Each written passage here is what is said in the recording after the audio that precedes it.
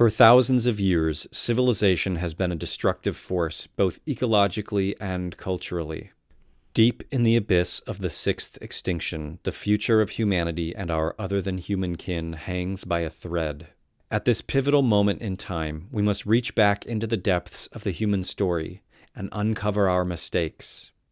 I invite you to go with me down the rabbit hole as I seek out the silenced, forgotten, buried, abandoned, and demonized stories and practices of regenerative, egalitarian, place-based cultures.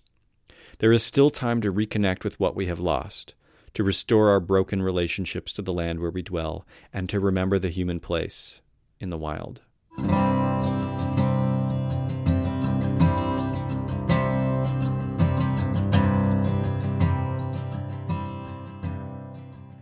Hello, and welcome to the Rewilding podcast. I'm your host, Peter Michael Bauer. I'm coming to you from Portland, Oregon, the traditional territory of the Multnomah and Clackamas Chinookan people, as well as the Kalapuya, Molalla, Cowlitz, and many other tribal groups whom have lived here, subsisted here, and traveled here to trade and make their living since time immemorial. The Rewilding podcast is made possible by donations from patrons. If you enjoy this podcast, please become a monthly supporter at patreon.com/PeterMichaelBauer. In this episode, I converse with someone who has greatly inspired me, Delia Ann Turner. Delia co-owns and operates the School of the Greenwood for creative rewilding. She's an amazing craftsperson and educator. Our topics today wandered from making handcrafts, living off the grid, traveling to learn from communities where handcrafts are barely holding on, integrating what she's learned back into her community, to her philosophy in carefully crafting adventure and fantasy camps for children, to running a small business and the contradictory aspects of living a wild life but also utilizing tools like social media to increase the reach and impact of her work. It was quite a wide-ranging conversation. I hope you enjoy it. Cool. Well, thank you, Delia, for coming on to the Rewilding podcast. Yeah, thank you for having me. I don't know how long I've been following you or an admirer of your work. I feel like it's been a few years. I don't even know how I came across your Instagram for both your account and as well as School of the Greenwood. And I just, I've been, I don't actually get like the FOMO, like fear of missing out on Instagram. I think there's a lot of other people do. But for some reason, like your account is just like the one where I'm like, damn, I wish I was like living in North Carolina and had this awesome thing going on, or whatever, makes me like sort of have this, I don't know, it just seems like you have an idyllic rewilding life over there in the sense it's not too dissimilar, I think, from what I'm doing here in Portland, but obviously it's a huge difference between rural and urban. And so with that kind of context set up, do you want to introduce yourself and kind of talk a little bit about what is the School of the Greenwood and for creative rewilding? Yeah, sure. I was thinking about the same thing, how long I've been following you on Instagram, how long I've known your name. And I think when we first founded our school, I found Rewild Portland and your work. And you've been kind of a bright light across the country and a big inspiration for us. Thank you. It feels, it can feel isolating where I live. Not a lot of rewilders, definitely not a lot of people with whom I share a lot of my beliefs. But when I see your work, I think, oh, there's another one out there. Oh, that's awesome. Keep going, keep burning. So I live in the mountains of Western North Carolina, and I live on traditional Cherokee. And about 6 years ago, I founded School of the Greenwood with my partner, Joel Cimarron. And our school is focused on restoring connection to the land through story, earth skills, and handcrafts. And when I'm not teaching, I'm in the mountains living a pretty quiet forest life, just crafting, meeting as many of my needs as I can on the land, picking up roadkill, making clothes, making music, pretty much everything I can. Yeah, that's awesome. So how did you get into rewilding? So I first into nature connection. Evan McGowan, who wrote Coyote's Guide with John Young, was teaching in the town where I was living. And I started doing his adult programs and began teaching through that school. And I found that I was yearning for a little bit more, that connecting was life-changing and so powerful. But if it didn't grow into everyday life, how was it truly going to change things? And Totally.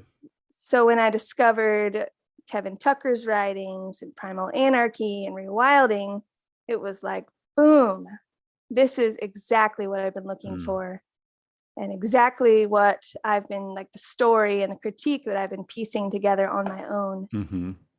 And so it was wonderful to discover a whole community of folks who have been working on this and writing about this and created this whole body of work, and other schools who are teaching kids through this framework. Awesome.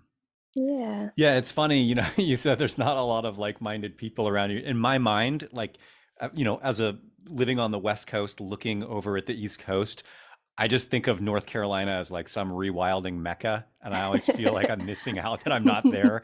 As far as like rural rewilding goes, it seems like, because I don't know if you ever are you familiar with Wild Roots Collective, or did you ever participate in any of their Mhm. stuff?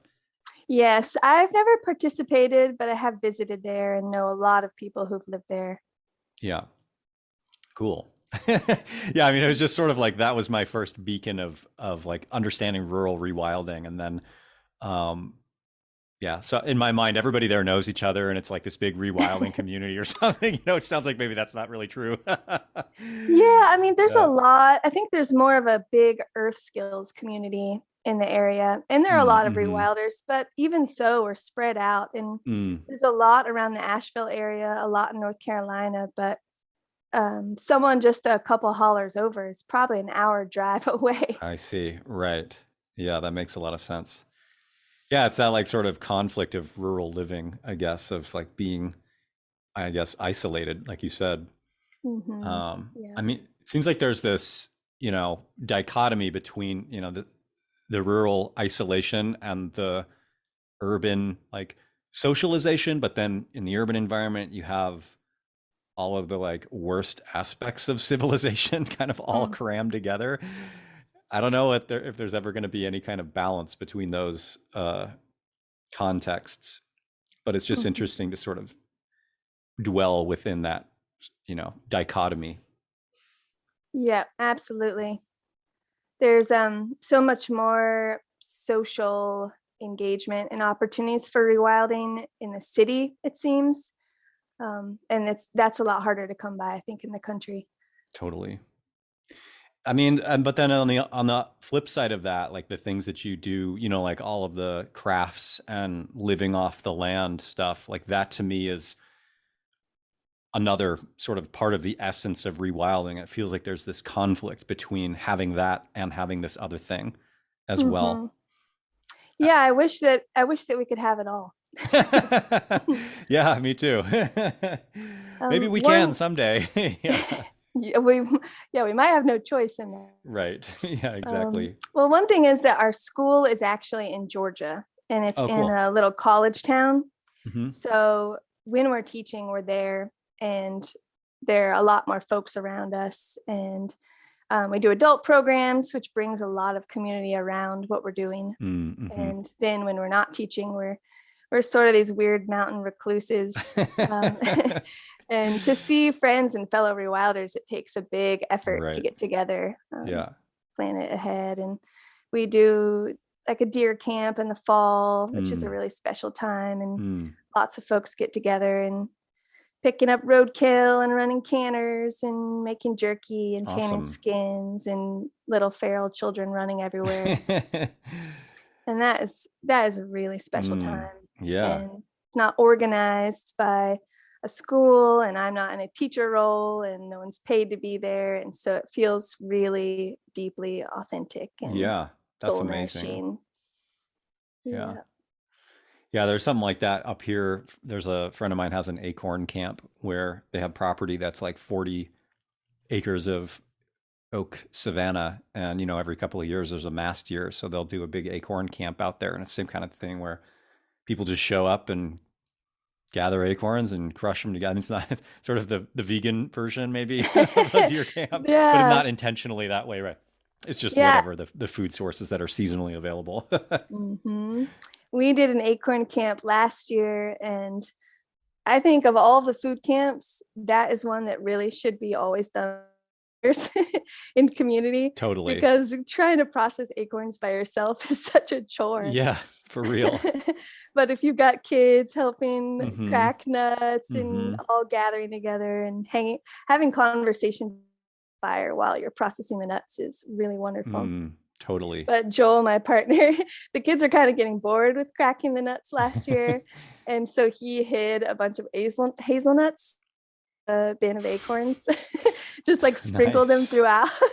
So that totally, they were all like first into the acorn nut bin trying to find the hazelnuts. So And it's more it was like a super, treasure hunt kind of thing. totally, That's yeah. a really cool idea. I love that. They're like, why are we working so hard with this food that is so gross, and it's going to be forever before we can actually eat it? So Totally. quick return on investment. Mm-hmm. So you recently went to, was it Romania? Mm-hmm. And Yep. to Transylvania? Mm-hmm. Transylvania and Maramuresh, a county in northern Romania. And did you go there with the like specific intent to learn ancestral skills from practitioners, or were you just kind of there and then found that going on there? Yeah, we went actually 5 years ago, really just because we found a travel guide to Romania. Mm-hmm. And we're like, wow, we should go to Romania. And we have the book already. And then as I started reading about it online, people were saying that it still holds the last vestiges, Mm-hmm. I'll try to pronounce that, of Yeah.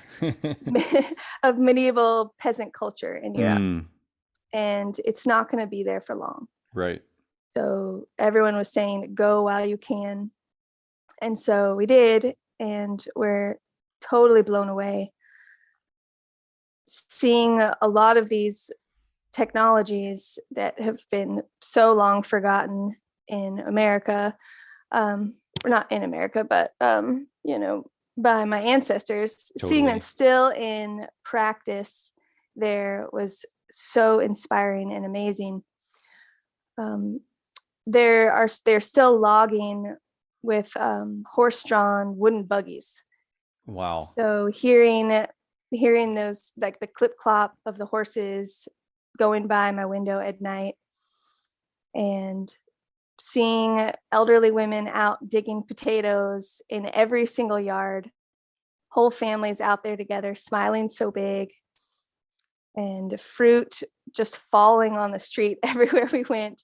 Amazing. Just food growing everywhere. It was so amazing. How is it that that still exists there? They say that they're economically backward, and that is why they're still in medieval Sure. times. I heard that joke a lot from many different Romanian people. Wow. And it is true that they had a lot of political turmoil that caused them to not progress at the same rate as the rest of Europe. But that's changing now, and they've dealt with a lot of the corruption in their government and are modernizing really fast, became a EU, and there's incredibly high-speed internet being deployed in all of the rural towns, and like fast internet I've ever gotten here. Wow. Like the latest, because they came to the game late, they're getting all the latest technologies. So they've got fiber optic laid down everywhere. Wow. And so it's a really interesting time to visit. Yeah. It reminds me, I kept thinking that it's somewhat like if I could go back in time to Appalachia 100 years ago, when a lot of the industrialization and modernization was happening alongside people who are still living very traditionally by their own hands on the land, and that juxtaposition of this race to catch up and to still being connected to these ancestral skills. Yeah, it makes me think of have you ever read The Art of Not Being Governed by James Scott? Yes, It that makes is me an think of like the Hmong incredible book. people, right? Like in Yes. the mountains where it's like up until, yeah, 100 years ago, they had this sort of Sweden agriculture, horticulture lifestyle. And then with modernization, with basically the oil boom, it just completely obliterated the ability for people to live stateless in the mountains. Hmm. Yeah. So is it pretty mountainous there? Like, what is the geography like? Yeah, the parts that I visit are mountainous. Transylvania is, it looks almost identical to Appalachia, and they Huh. actually filmed the movie there. Amazing. I think because one, because it looks similar and it's inexpensive to film there, but I think the main reason is that they're still having an agricultural lifeway on the land. And so, whereas a lot of Appalachia has been developed or preserved in national forest, 100 years ago, a lot of the ridges would have been grazed and would have been in pasture.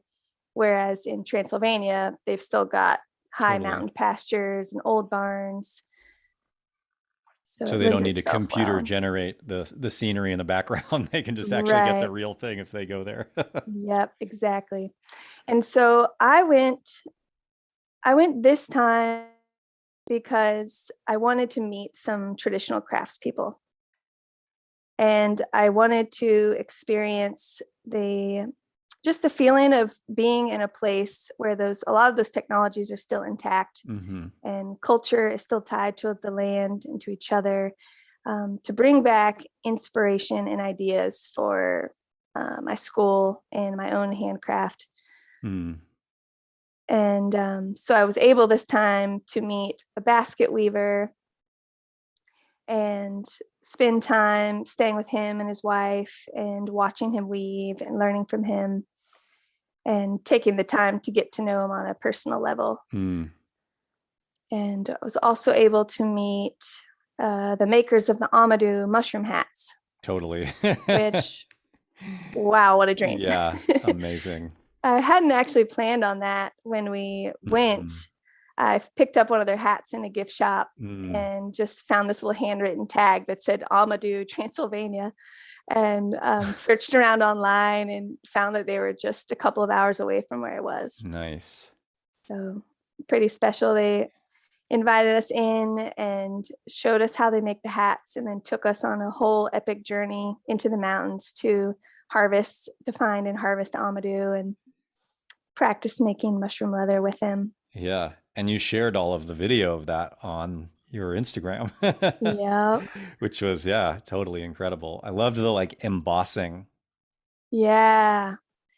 Yeah. That was really special. And using 100-year-old wooden stamps to emboss on, What? hand Wow. carved. Yeah. Have you tried doing any of that back here? The mushroom hats? Is You it diff? know, we don't have the right mushrooms Okay. growing where I live. Yeah. We have the same species, but the growing conditions aren't quite Mm. right. Mm. Mm-hmm. Um, Even there, to find the ones to make the hat, they need to be they need to be young and they need to be a certain variety growing only on ancient beech trees Wow. that have been had cracks opened up that the mushroom can enter, and they're not usually very healthy. Yeah. So, a very specific situation. Interesting. I did go Have on an Amadou hunt and find a bunch of Amadou mushrooms, mm-hmm. but they're hard and they're small, and old ones are tiny. So, but I have hope that they're in other places in the country. Yeah. Have you read Mushroom at the End of the World? No, I haven't. And it's basically it talks a lot about, it's kind of like a good follow-up from The Art of Not Being Governed, because it's essentially like this Hmong population that immigrated to the United States around the time that, whatever the last 100 years, and live a nomadic lifestyle here in Oregon, harvesting the matsutake mushroom. And the whole book is just basically about like the different kinds of relationships, or what you would call like entanglements of relationships between different species, and how like the matsutake mushroom, in order for it to be like edible or taste a certain way, has to be growing on a particular tree. And it just made me, when you said that, it's the same species, but that the growing conditions have to be in this particular way that you were describing, it's making me think about that all over again, and how different species relationships and the way they interact together can create a completely different, almost like epigenetic, a different being in a sense. Yes, absolutely. And I wonder too about these ancient beech trees were very much managed and cared Hmm. for Totally. in Transylvania where they're growing. They're in this big wood that is owned by a bunch of private owners. And for hundreds and hundreds of years, they've been really carefully grooming around these trees and pruning them. And some of them are 300, 400, 500 years old. Wow. That's incredible. Yeah, it was pretty amazing. Um, and being out there with all the shepherds graze the Mm, pastures out there, mm. was really something.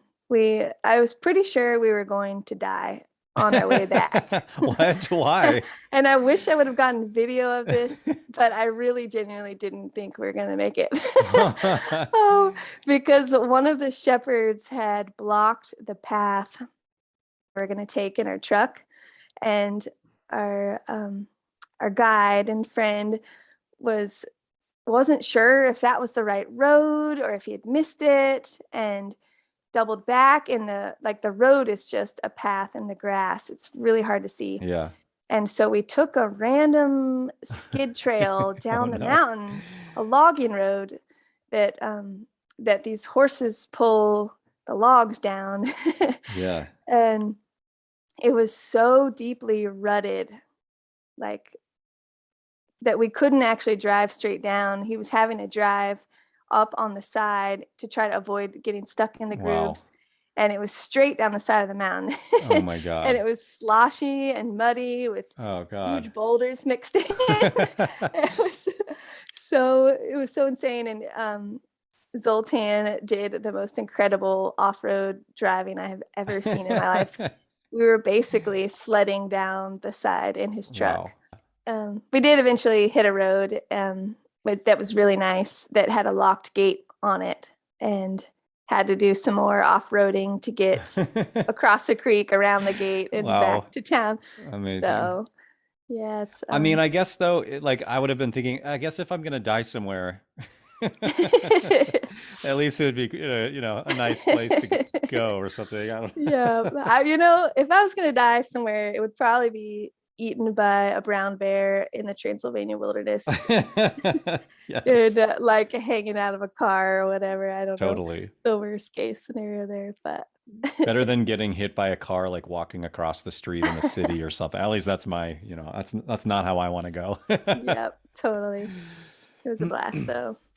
But Yeah. yeah, I've traveled to Romania, and I've been to Ireland a few times for the same reason Hmm. of experiencing a culture that is still rooted to place with Hmm. a lot of the technologies and tools to enable living really well in a place still intact. Does it feel like, I mean, I think, too, seeing people like doing those kinds of things in Ireland or, you know, Romania or wherever, like I just get this sense of like deep sadness. Even if I can, when I go to places and I bring back knowledge here, it's just kind of like, I don't know, it's maybe like a longing for that, and kind of like a recognition that maybe I'll never fully get that. You know what I mean? Mm-hmm. There's Yeah. just sort of like a deep sense of loss I feel in regard to some of that. Um, I'm just like feeling that as you're like talking about it. I'm like, oh man, Mm-hmm. damn it. Yeah, I definitely pretty much in either place, I have the sense of, wow, I could stay here forever. Totally. Yeah. Yeah. And I mean, it makes me wonder too. Like, do you have specific ancestry to those places, or were you just going there for the specific, to learn crafts or both? Or, I don't have Romanian ancestry. A lot of Romanian culture is influenced by German mm-hmm. culture. Also, they were invited in um, to help establish some protection um, in medieval times. Totally. But in Ireland, I have a lot of ancestry and Scottish. Yeah. So I hope to go to Scotland next. But Nice. it's really wonderful to experience being in a place where my ancestors were and where they loved and lived really well. Yeah. And that is a hard thing to leave behind. Yeah, totally. Pick up all the cultural baggage, being back home and on top of, Yeah. separation from those life ways. Hmm. Yeah. Um, so yeah, do you feel like you've been able to sort of bring back a lot of that stuff, and how is that going in terms of like integrating that to where you are now with the school and just with your life in general? Yeah. The biggest thing that I bring back is inspiration. And I come back like full of Mm, energy and full of excitement. And as you know, running a school and teaching and trying to live a lot of these skills can, in a world that is moving at a very fast pace in a totally different direction, it yeah. can really grind me down. And Yeah. so it lifts my spirit to be there. And I bring that back for the kids Mm, and for my projects on the land. yeah. But there are certain technologies, like just so much I learned about basket weaving from Merchea, the band in Mara Muresh, Mm, mm-hmm. and that I've already applied in weaving my baskets. But also there's things just about the mental attitude of folks in a really different place that I bring back as well. Mm, mm-hmm. And Merchea is a true folk craftsman. Yeah. He is woven baskets for everyone in the village Wow. and doesn't worry about things being perfect. And he scoffs at the idea of fine art. And Sounds like me too. Yeah. Sounds like my philosophy. it is also mine, but I also have Yeah. that perfectionist in me that can Mm, really mm, obsess over a basket or something I'm yeah. sewing. And Mm, so I do bring back a lot of that, mm, a lot of things of the heart, and in particular ideas and specific skills. We met a timber framer when we were in Ireland who's built the world's largest Celtic roundhouse wow. and builds Viking longhouses, just finished building one in Dublin. Wow. And he's a hedge layer, coppicer, woodwright. And he taught a spring pole lathe building class while we we're in Ireland that Joel took. And then we invited him to come back to North Carolina and teach a timber framing workshop through our school the following year, which he did, which was Awesome. amazing. Yeah. So we do bring back a lot of the Yeah. specific That's cool. skills and ideas. In terms of the basket weaving, I on your Instagram, there's like a picture of this really awesome random weave kudzu basket that I just want to say I think is gorgeous and amazing. Thank you. Yeah, your pack basket, it's so cool. I've been wanting to make a English ivy pack basket for a really long time. It's not as high quality as kudzu. I've only woven with kudzu once, because it doesn't grow here. But Mm-hmm. English ivy is essentially a comparable species in terms of weaving, but kudzu is definitely stronger and the bark holds better, so it's more aesthetically pleasing, a little stronger, easier to work with material too. But I saw that and I was like, oh, I'm totally going to do an English ivy pack basket. Finally, I just needed some inspiration. So looking at your picture, I'm also curious about like I saw a post where you were talking about how you were kind of turned off to basket weaving initially because of the sort of like, maybe I don't know if this is the right word, but feminization of it in the United States. It's considered like a gendered craft here, whereas in Europe it's, and specific to women, and in a large part I think because a lot of the Native American communities it was mostly a women's craft, whereas in Europe it's mostly men that do basket weaving. At least that's my understanding. And I'm curious what your sort of thoughts and transition were around that. Yeah, I felt funny about a lot of handcrafts growing up and entering the earth skills scene because I had it in my head that it was women's work and domestic work, and growing up, my biggest nightmare was a house with a picket fence where I'm inside like washing dishes all Oh day. Like, God. Yeah.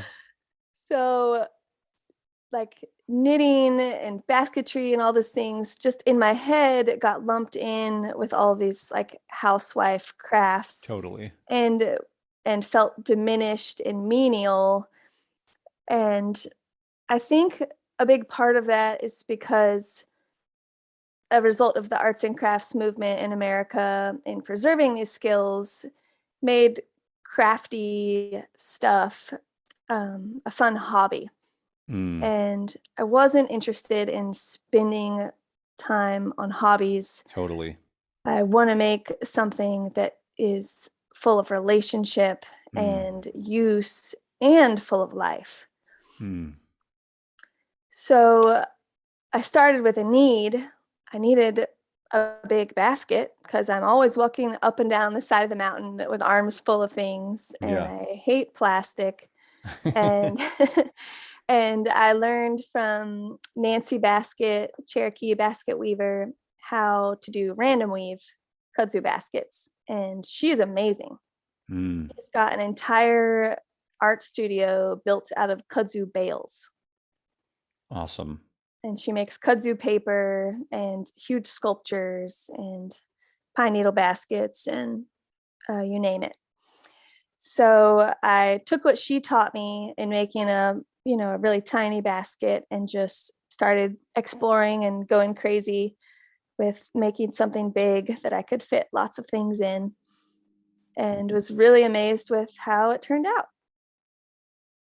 Yeah. It's just creating a basic structure for the size basket I want and shape, and then just letting the vines just trail all throughout.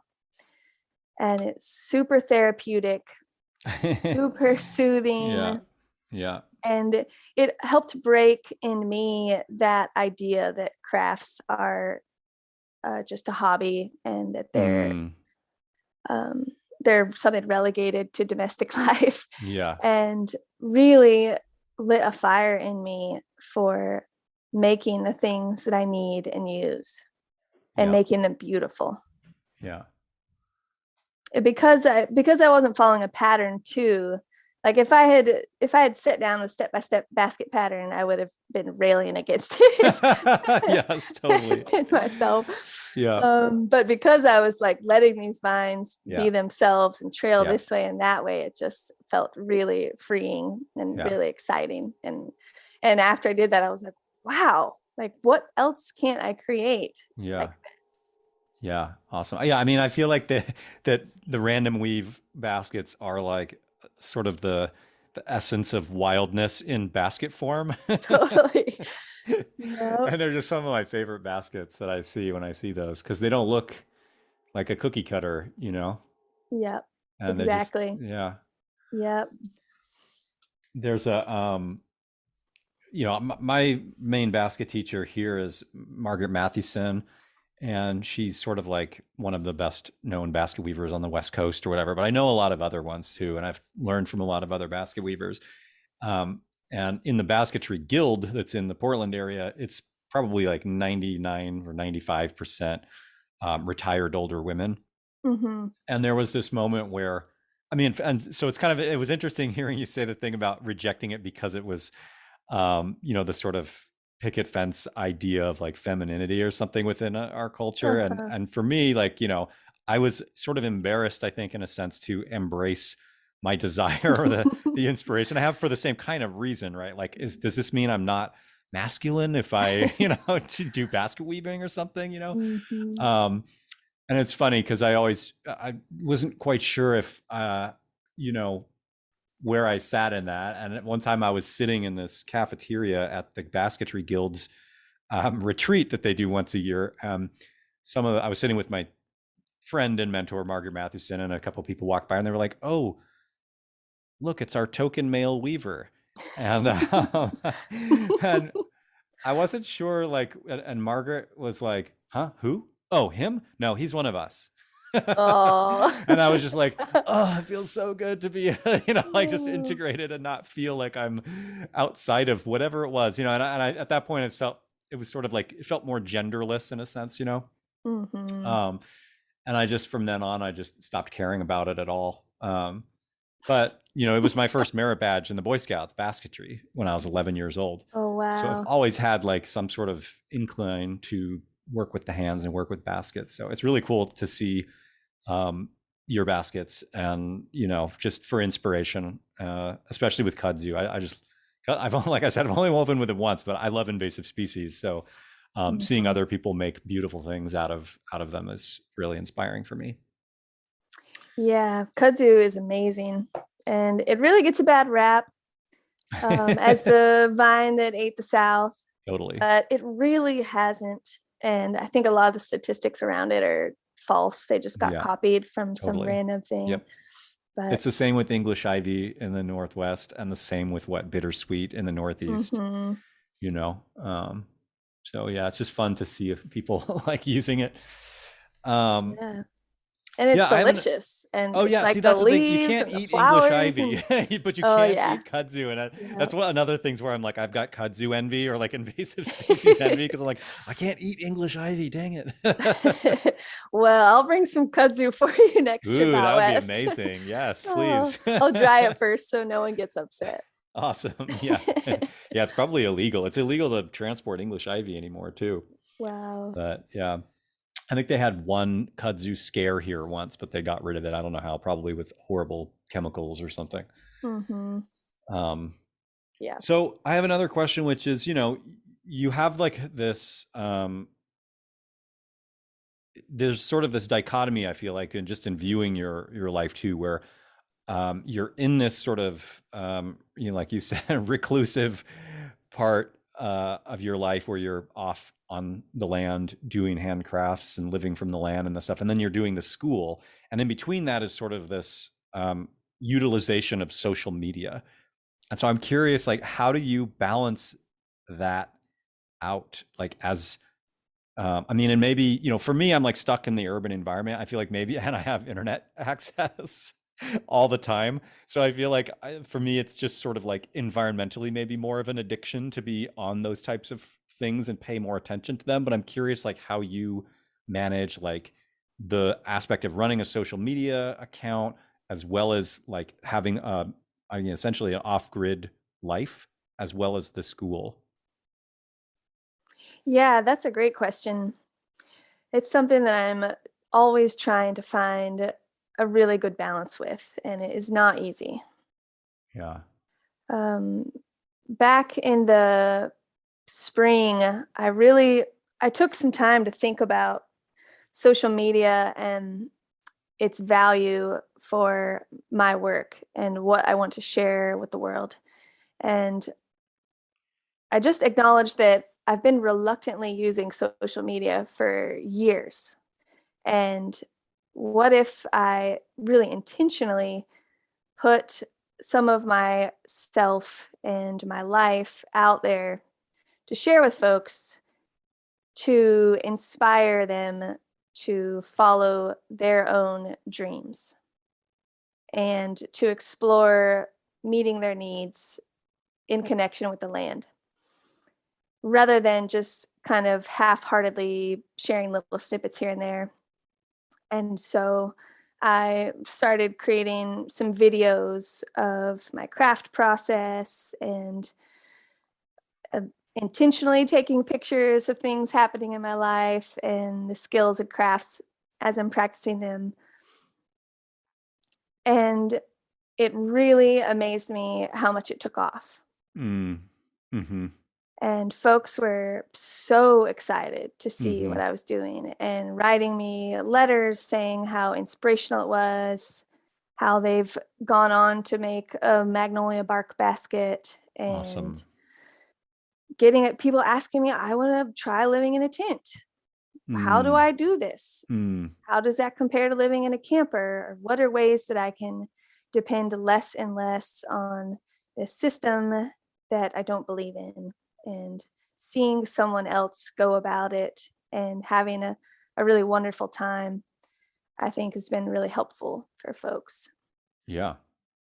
So it's really hard to maintain a balance because my goal when I'm not teaching is to be just fully immersed in life and in my wildness.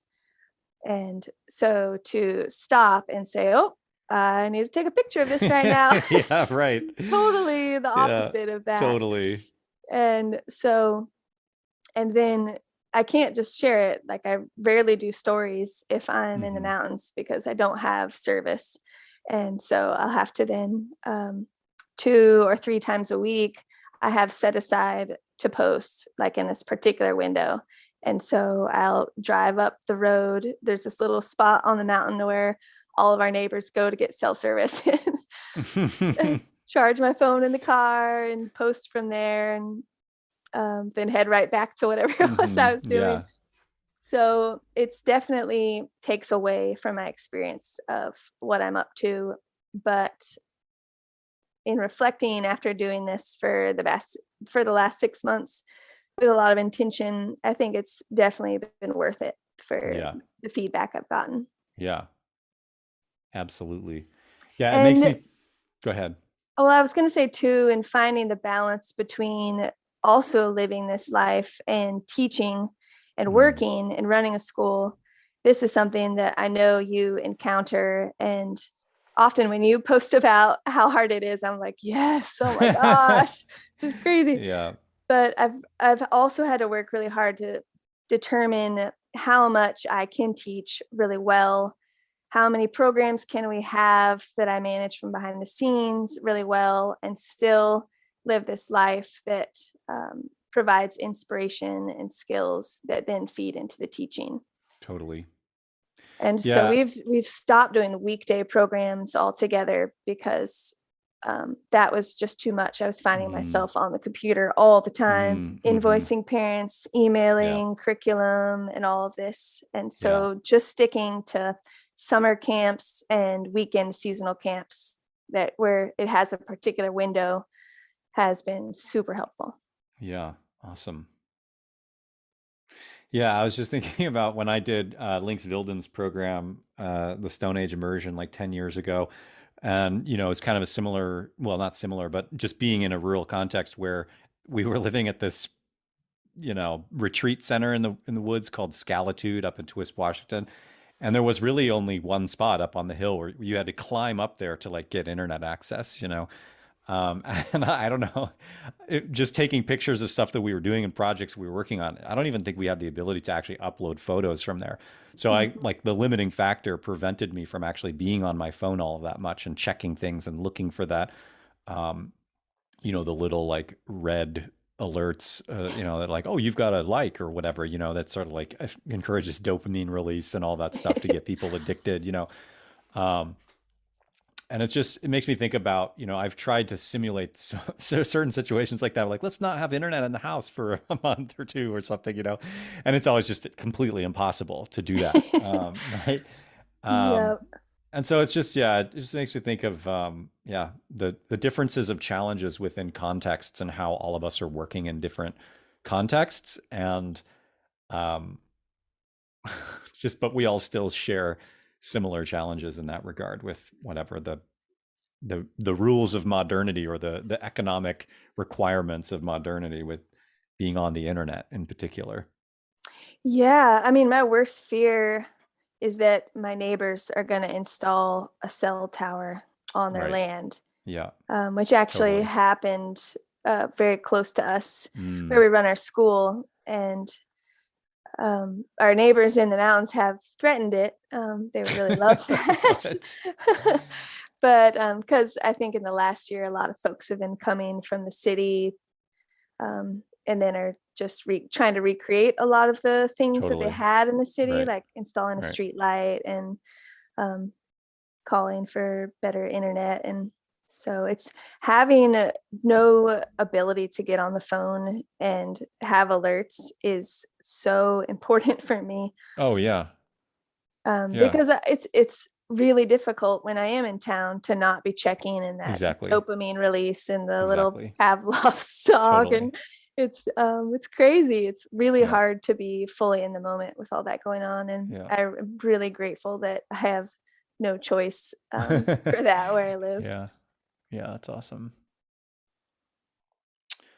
Um, what inspired you to actually start the school itself? I mean, had you worked at other schools? Were you, um,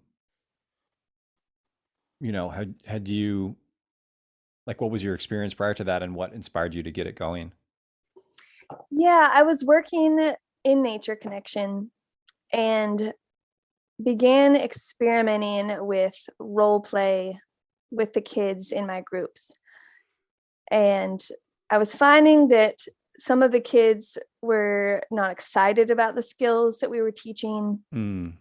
And I was finding myself getting a little bit bored as well in the way that we are teaching them. And so one day I just started reading a story about trolls. and and then I took them on an adventure through the woods where we were looking for trolls and going hunting for wild fruit and being on the lookout for them. And the kids were so stoked. Mm. And I was having so much fun. Mm. And I had never seen so much enthusiasm from the kids Mm-hmm. in any of the other ways that I was teaching. Hmm. And I had basically just accessed, who was I as a kid when I was playing outside? What was I doing? What got me excited? And I was pretty much always role playing with the neighborhood kids Yeah. and inventing whole worlds and going on these adventures together. And that is what got me outside. It's what kept me outside. And it's what made me who I am. Mm-hmm. So I began doing that. And I also began to notice a lot of the kids were really struggling to be off of their screens. Mm-hmm. And so many of the parents were coming and saying they just can't get them to not play video Mm. games or be on their phones. And so I asked myself, why is this? Because there's a real need that's being met. Otherwise, they Totally. wouldn't be doing this. Yeah. And I thought back to when I was a kid and how I loved fantasy stories. They were a haven for my Mm-hmm. spirit when I was growing up, Mm-hmm. and they provided me with a sense of adventure and challenge and wonder and enchantment and wildness that Yeah. was so missing from my life. And they preserved this wild spirit in me that may not have been able to stay alive had that not been the case. Mm.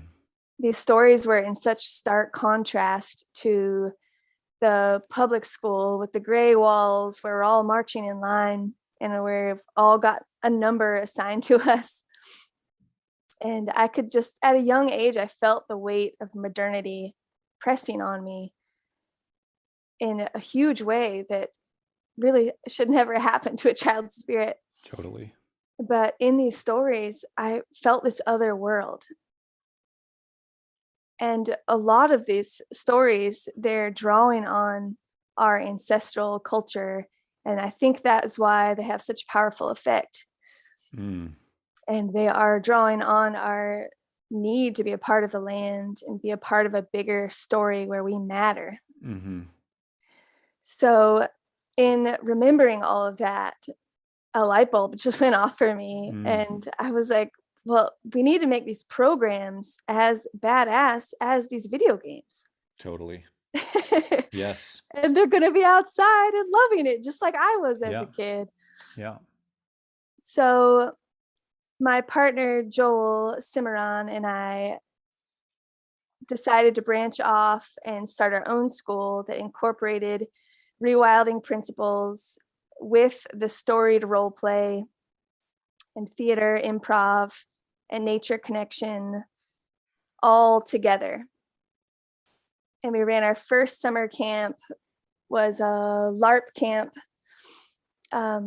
set in some fantastic medieval future. That's awesome. And it was so successful. We Mm, had so much fun. We drew kids that wouldn't be caught dead outside otherwise. And that hmm. was something interesting that I didn't anticipate, was that we tapped into a whole different group of children that aren't nature kids. Mm-hmm. The theater arts children, Totally. the bookie ones, and they have, many of them have stuck with us for the past 6 years and have now become grown up to become staff Awesome. who are now rewilders. Yeah. And one of our staff, who was an apprentice and was a camper, it just finished his first buckskin this past weekend. Nice. Pretty amazing. Yeah, that's awesome. But there's so much that I want to share about what we found with the storytelling and the role play with rewilding and earth skills, because I think that we've tapped into something that is really powerful. A big one being that by teaching these skills in the context of story, we are bringing them to life. And we're missing the context for why we practice these skills, because they no longer matter, at least at face value on the surface, to our day-to-day lives. And Totally. so by putting them in a fantasy story, they have a reason to be practiced. And so an example would be teaching a kid to make a fire. They often want to know why they're bothering to learn to build a Yeah. fire, except for those kids that, just love skills and love being outside and it's just their thing. But for a lot of them, they ask, why do I need to learn this? Because I'm going to go home and I'm going to turn on a light and I'm just going to flip the thermostat. My house is going to be warm. I don't really need the skill. And so I could tell them that your ancestors practiced this skill. And so it's spiritually enlivening and important for you to continue this tradition. Yeah. And that would just go over their head and they Totally. would be bored. Totally. Or I could tell them that our entire system is precariously perched on coercive systems of power that are doomed to collapse at any moment. And Right. you may need to learn how to Yeah. start a fire at some point, or find yourself in a survival situation, in which case, I would make them terribly afraid. Right. Yes. So, however, if I tell them that there is a wizard who is trying to stop spring from coming, and he's got a band of orcs that are headed this way right now, and if you can light a fire that will be tall enough to burn this string, which will release the clue up in the tree when the string is burnt, that will tell you where the wizard is hiding, and you can stop him from making the spell and allow the natural cycle to continue, they're like all in. Right. Yeah. That's so awesome. Oh. You know, I'm actually like tearing up. Um, I just think that's awesome. And it's also like the original name of Rewild Portland was Myth Media. And I was like obsessed with Joseph Campbell. And one of our first Mm. programs that we were going to do was this thing called Myth Camp, which was like, we were calling it Myth Camp and then eventually called it like Village of the Bones. And it was essentially very similar to what you're talking about in terms of turning it into fantasy and stuff. Um, and then I ended up working with a different organization who kind of took that idea and uh, I rejected it when I left that organization because I wanted to set Rewild Portland apart from this other entity that exists in the same town Mm. as us that does similar kinds of things. But it's just like frustrating to, um, yeah, it feels like a part of what I've always wanted to do that I'm I left behind, but is actually Mhm. what needs to happen. And it's something that we've been talking about with our youth programs for the last year is like, how do we essentially gamify the skills? You know, I mean, Mhm. gamify is sort of a gross way of saying it or whatever, you know, I don't know.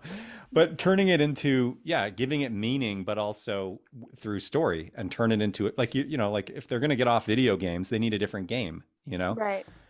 Um, and it just makes me think of my own childhood. You know, I played lots of video games, and the reason I stopped going to church was because video games were cooler, and the stories of the video of like the fantasy video games I was playing had more meaning to me than the Mm. stories that were being told at the church I went to, you know. And I didn't ever explain that to my parents or really consciously understand that, but I was like staying home from, I was pretending I felt sick so I could stay home from church and play Final Fantasy 2 on my Mhm. like Super Nintendo or whatever, you know. um yeah, and I love that creative, uh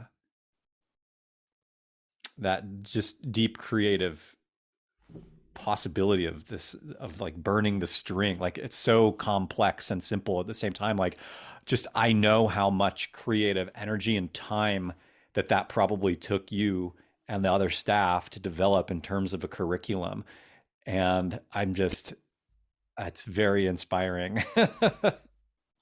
Yeah, I mean, we pour ourselves in Yeah. so fully, and other schools have been inspired by us and recreated some of these storylines nearby. Hmm. But what it takes to make it what it is us going all in. Totally. Yeah. I mean, like Yeah. our first session of summer camp we ever did, on the last night before the last day, Joel gets this idea. We have a dragon that flies. And it's like, the last night before the last day, we're all Yeah. so exhausted. We've all been Yeah. camped out in the Georgia heat. And and we're like, but then we're like, dragon, yes. That excitement, that creative Yeah. spirit totally fuels us. Yeah. But so then we're up way past midnight, and my dad came to visit, and we're like, come on, dad, get in here. You're building a dragon. You're an engineer. And so we have this dragon on the last day. The culminating last scene of the story is, it comes like it's strung up on a rope with a pulley, and it's up in a tree. But we have this rope going across. We're on a pipeline, so we have this little grassy area. We have this rope strung across it, and then we pull this dragon out across the string, and it looks like it's flying, and it's got Amazing. streamers behind it. And That's so fucking cool. but we joke about how definitely at the end of my life, I'm going to be wrung out like a sponge. Yeah. I'm not going to have any creative juice left. That's my goal. Yeah. Yeah. But one thing that I've found is really incredible, and that I was also surprised by in doing this work, is how powerful story and role play is for shining a light on coercive power structures in Mm, our world, and shining a light on really difficult topics that we're facing and have to navigate. And this next generation is really going to have to figure out how to navigate. And it allows us through story to talk about these things that we can't talk about head on without it becoming politicized or just entering into edgy territory. hmm. But, like Robin Hood, that's a story that across any political line, kids and families love, Yeah. because it taps into something that is so deep and true in us, which Totally. is, resisting power and empowering each other. And that's a story that teaches skills for camouflage and stealth and cunning and camaraderie, and all of these things that are important and necessary today. But if we stripped all those values and ideas outside of the story and talked about them just head on, it would be super difficult. And we Yeah. probably wouldn't even be able to, Right. be offended and cross lines that, Exactly. Yeah, lines in the sand. totally. So, Yeah. but so in doing so, then we also, with the role play element, allow the kids to become a part of this story and to see themselves in the context of this dynamic and explore ways to respond. Explore So ways to awesome. respond creatively, to think outside of the box, to do so together, to rely on one another, to develop all of these, whatever people call them, soft skills, but Yeah, right. all these other skills that Hmm. are so important. And I think the most important for addressing what's happening in the world today. Yeah. Yeah, that's so awesome. I'm just going to be thinking about this and probably wanting to ask for your advice in the future Totally. around how to integrate some of this. I mean, and that's another question that I have for you too is like, um, what advice would you have for somebody who's just like wanting to start a school, or start something similar that you wish you would have known going into it that you know now? I don't know that I would do anything differently. If there's anything Yeah. I wish I knew, Yeah. um, I went into it pretty naive and pretty bold. Yeah. And I would say for anyone to also do that. Yeah. I mean, me too. If I Yeah. knew, I Yep. think maybe be prepared for like the amount of work that it takes and make sure that you really care enough to put all of yourself on the line for that work. I think that the the failures that I see or when folks start and then go back, it doesn't follow through is because they're surprised by how much work it takes to do really well. Totally. It takes a Peter Michael Bauer behind the computer for hours and hours and hours, Yeah. pouring your soul into the work for it to be what it needs to be. And I think that it's dangerous to start a school or a program and to do it half-ass, because if kids go into the woods and think they're experiencing nature or think they're experiencing wildness and they're bored, then, or they have a bad time, they then associate that experience with the natural world. Yeah. And that might not be something that they ever get the chance to try again. Right. And so my greatest hope is that, that everyone who's doing this work does it with all of their heart and find staff to work with them who will also put all of their heart in it, because that's what it takes to really reach the kids and have the impact that's worth putting your time in for. Yeah. How do you like recuperate? I mean, is that part of this? When you talk about like being reclusive in the mountains, do you feel like I mean, although it feels isolating in one sense, do you feel like that's part of like maybe recuperation for you? Or are you just like, does that feel like you're working all the time doing that too? Maybe just other things? Yeah, it is definitely a big part of my restoring and recuperating after programs.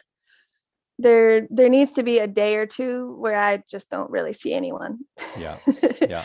um, I give so much of myself when I'm teaching, and every waking hour and a lot into the late night hours is preparing and making the sets and costumes. And then when I'm with the kids, it's like full on Pied Piper energy.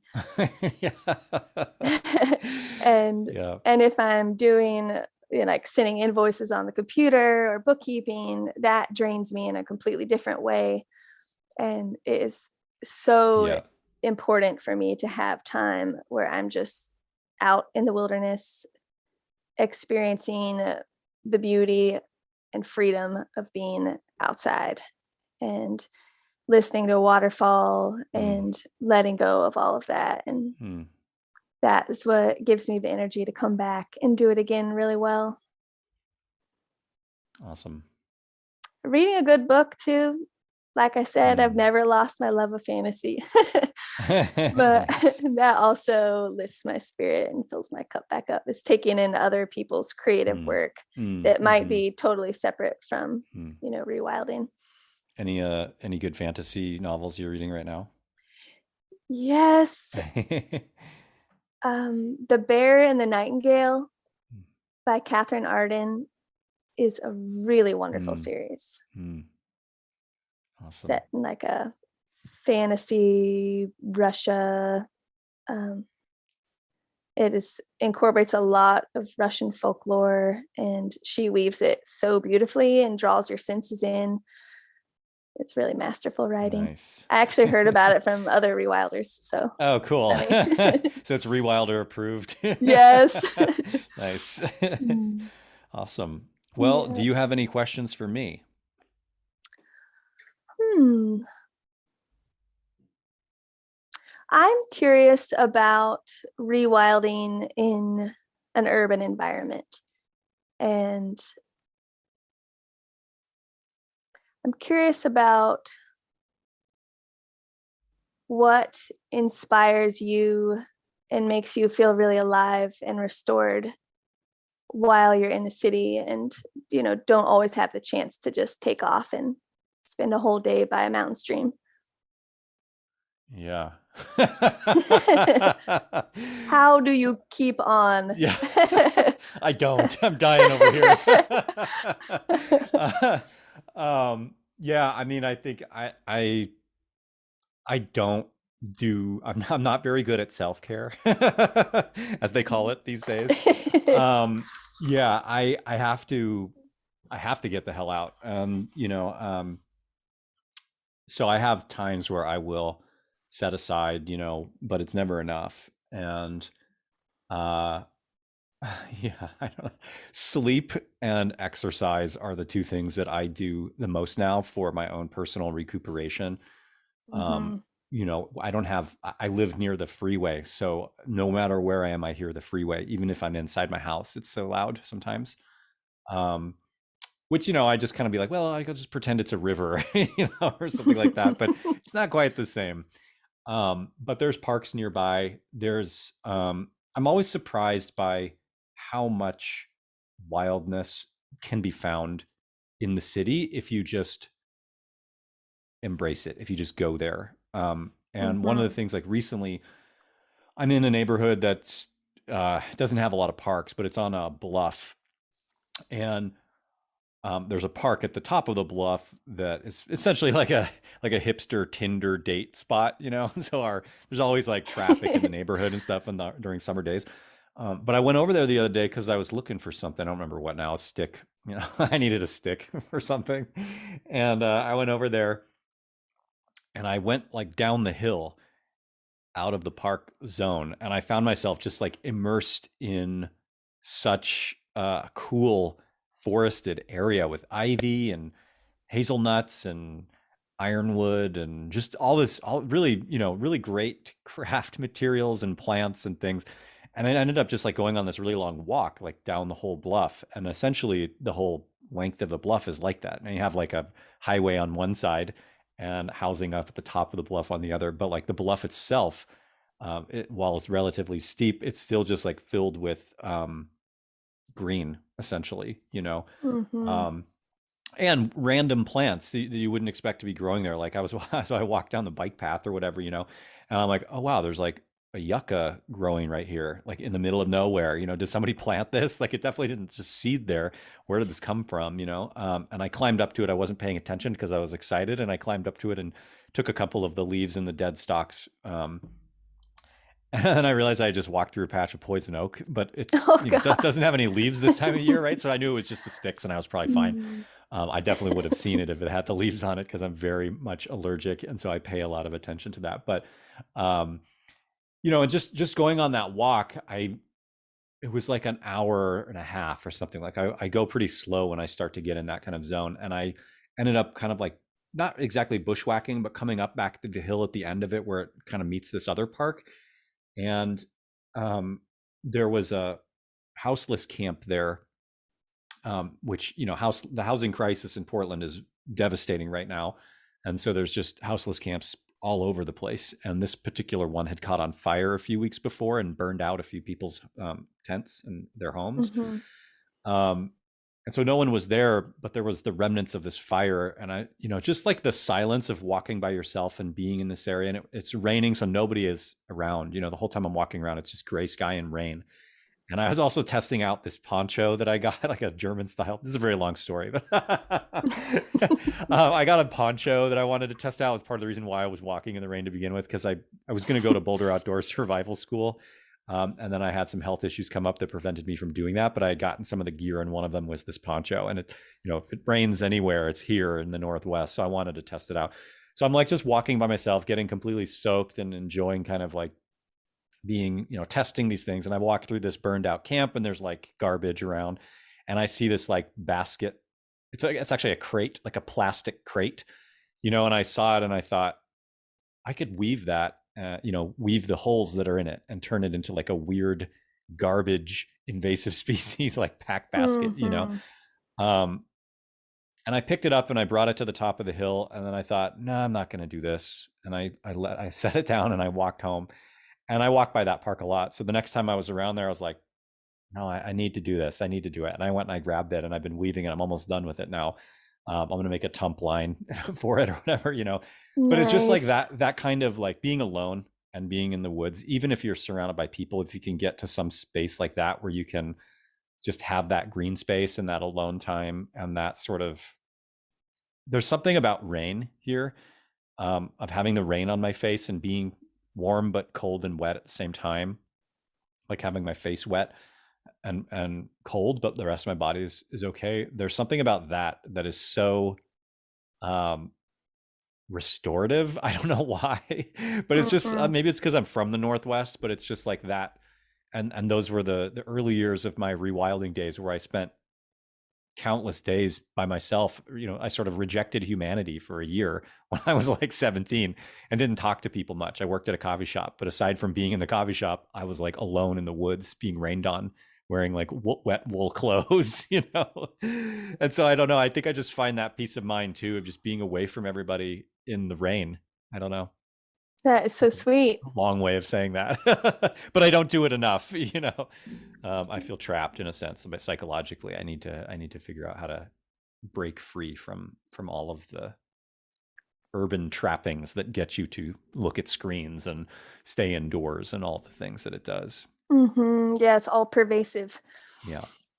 But I see almost more wildlife in urban and suburban areas than I do living on Mm-hmm. the edge of the national Mm-hmm. forest, Totally. because they've got so much room to spread out, and also they just love edge.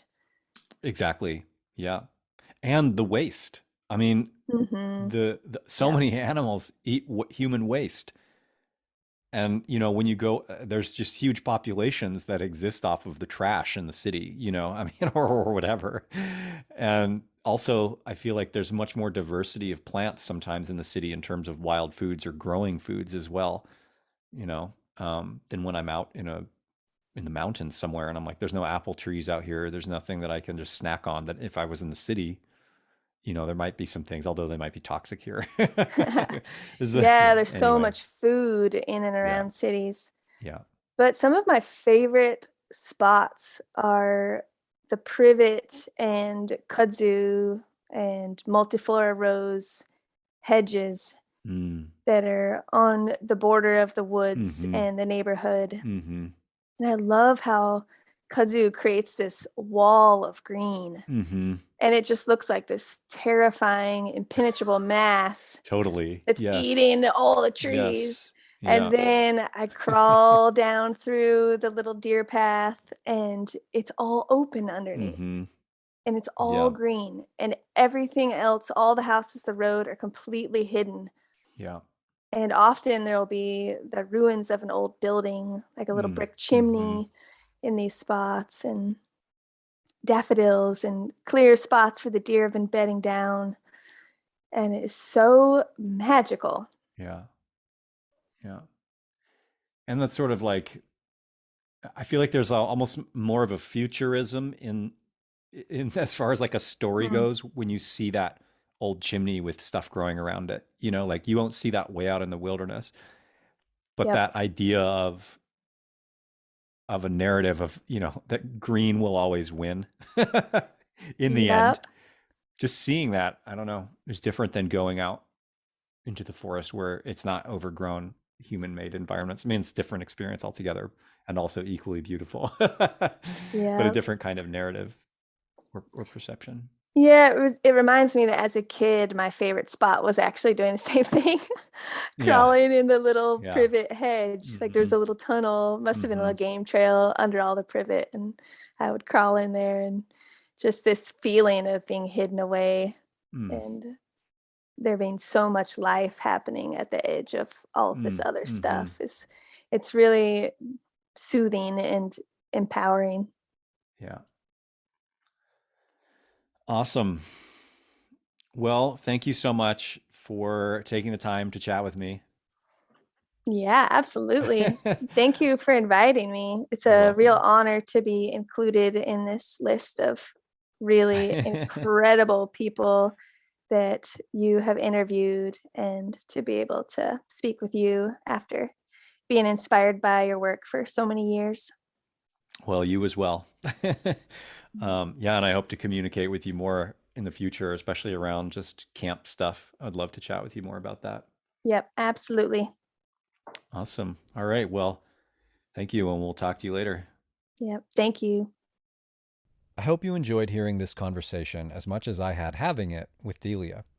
You can check out her work on her Instagram, Delia of the Greenwood, or their school's website, schoolofthegreenwood.org. Check out the show notes for links to some of the mentions. As always, if you enjoyed my podcast, please become a patron for as little as $1 a month. Everything helps to keep this project going. We'll catch you on the next one.